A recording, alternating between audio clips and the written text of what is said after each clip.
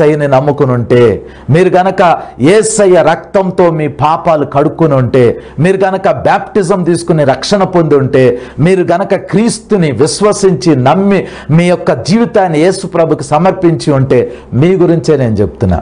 ఏమైద్దో తెలుసా? యేసు ప్రభు ఒకరోజు పరలోకంలో ఒక మీటింగ్ పెడతారు. అదేంటంటే, పరలోకంలో ఉన్న దేవదూతలందరినీ ఒక్క చోటకి తీసుకొస్తాడు. పరలోకంలో ఎంతమంది దేవదూతలు ఉన్నారో తెలుసా? దేవదూతల్ని పరలోకంలో మనం లెక్క పెట్టలేం.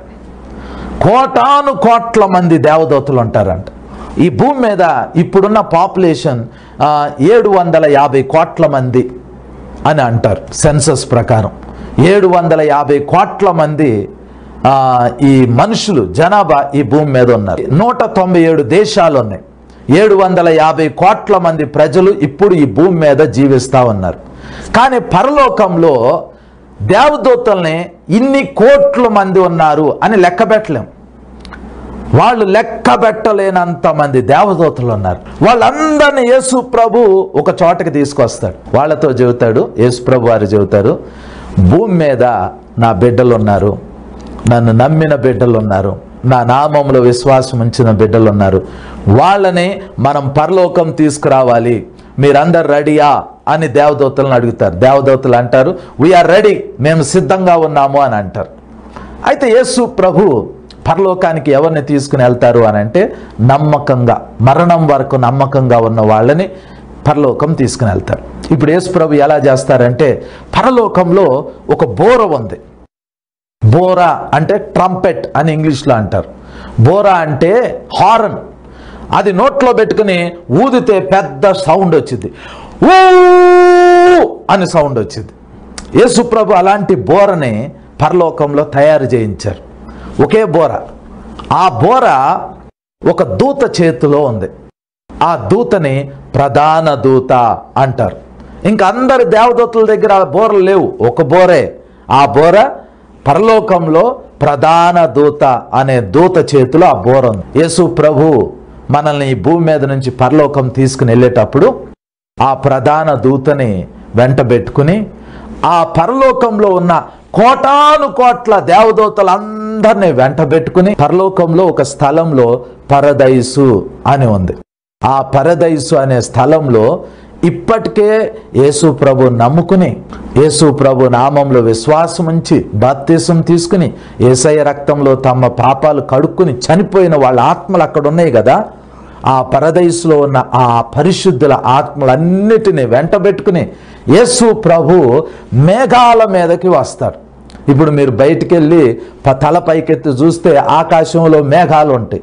దానిని మేఘమండలం అంటారు. ఈ మేఘాల మీదకి యేసు ప్రభు వస్తారు. యేసు ప్రభు మేఘాల మీద నిలబడతారు. ఆయనతో పాటు ఆ కోటాను కోట్ల దేవదూతలందరూ మేఘాల మీదకు వస్తారు. వాళ్ళతో పాటు ప్రధాన దూత యేసు ప్రభు పక్కన నిలబడి ఉంటారు.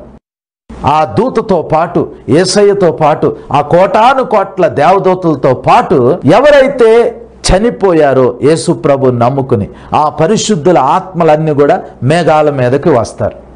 వచ్చిన తర్వాత యేసు ప్రభు ఆ దూతతో అంటారు, రెడీ అంటారు.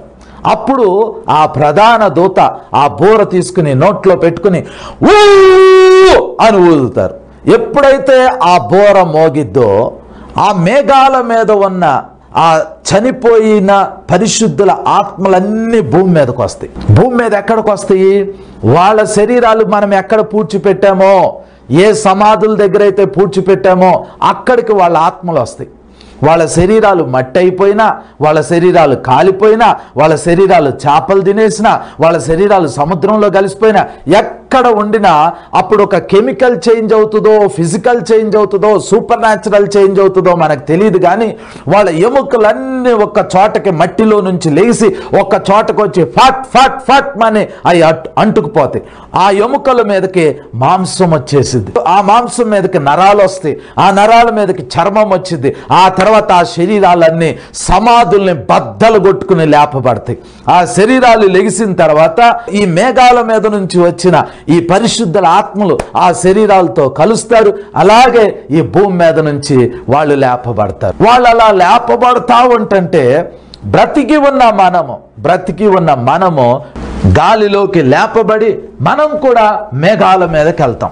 మేఘాల మీదకి వెళ్ళిన తర్వాత మేఘాల మీద మన ప్రభు అయిన యేసయ్యను చూస్తాం, దేవదూతలను చూస్తాం. అక్కడ నుండి మేఘాల మీద నుండి మనం పరలోకానికి వెళ్ళిపోతాం. ఎక్కువసేపు అక్కడ ఉండం.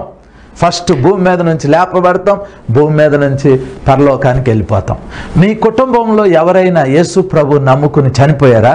ఆ రోజు మీరు వాళ్ళని చూస్తారు, శరీరంతోనే చూస్తారు. వాళ్ళకి శరీరం ఉంటుంది, మనకే శరీరం ఉంటుంది. వాళ్ళకి ఆత్మ ఉంటుంది, మనకి ఆత్మ ఉంటుంది. వాళ్ళకి పునరుద్ధాన శరీరం, ఆ శరీరం పునరుద్ధాన శరీరం, అది వాళ్ళకి ఉంటుంది, మనకి ఉంటుంది.